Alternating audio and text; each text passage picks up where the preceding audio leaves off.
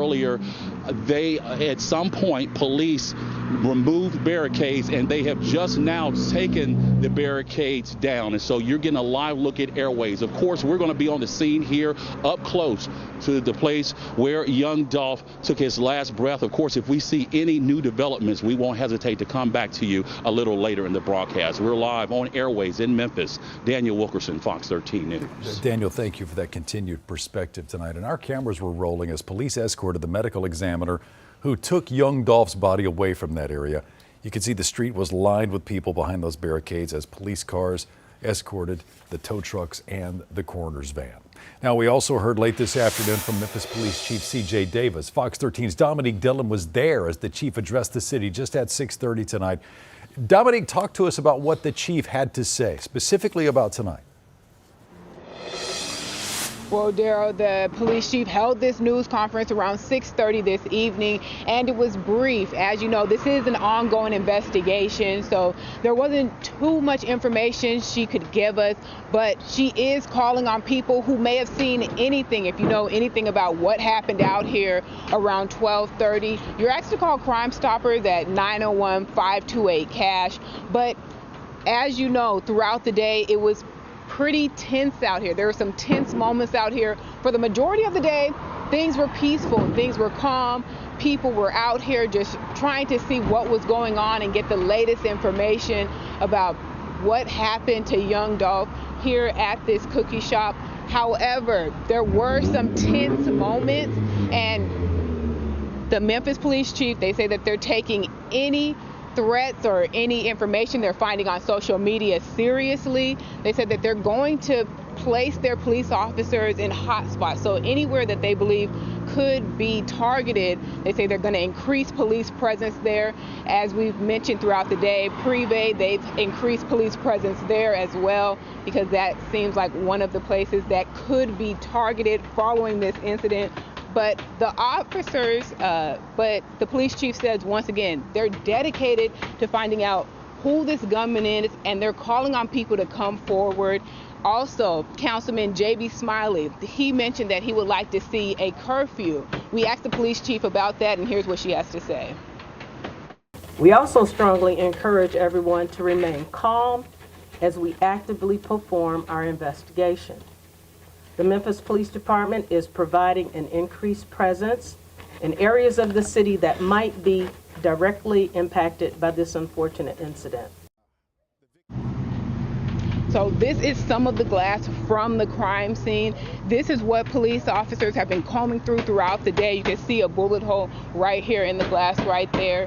And this is the evidence police have combed through. They're gathering evidence. They're calling on people to remain calm, let them do their job. And at this point in time, they said they don't plan on enforcing a curfew, but that could be in the works later on. At this point in time, they're just calling on people to stay home. If you don't have to be out tonight, remain in your home where it's safe. Reporting live in Memphis, Dominique Dillon, Fox 13 News. Dominique, thank you. Now look, just a couple of hours after the shooting, police officers went to Privé. That's a popular Memphis restaurant owned by people related to rapper Yo Gotti. And that's where we find Fox 13's Kayla Solomon tonight. Kayla, police say they are at that location for precautionary measures. That's right, Merle and Daryl. As you mentioned, it is strictly for precautionary measures, and we've been out here since about 6:30 tonight. The focus is that restaurant, Privé restaurant, that you mentioned just before you tossed to me. Now, as you mentioned, it is a restaurant that's owned by Yo Gotti, and we're told his family runs it according to the Facebook page for the restaurant. Now, since we've been out here at 6:30, there have been people driving by just to see why the cops are here. There were some rumors circulating on social media earlier today saying that the restaurant was shot up. I'm here to say that those rumors are not true. There's no indication that any shots were fired. We did also confirm that with Memphis police. Now, as a factor of that, some of the other shopping centers here also closed. So this Ross Just for Less that you see over here, there's also a GNC and Nicole Beauty and Wigs.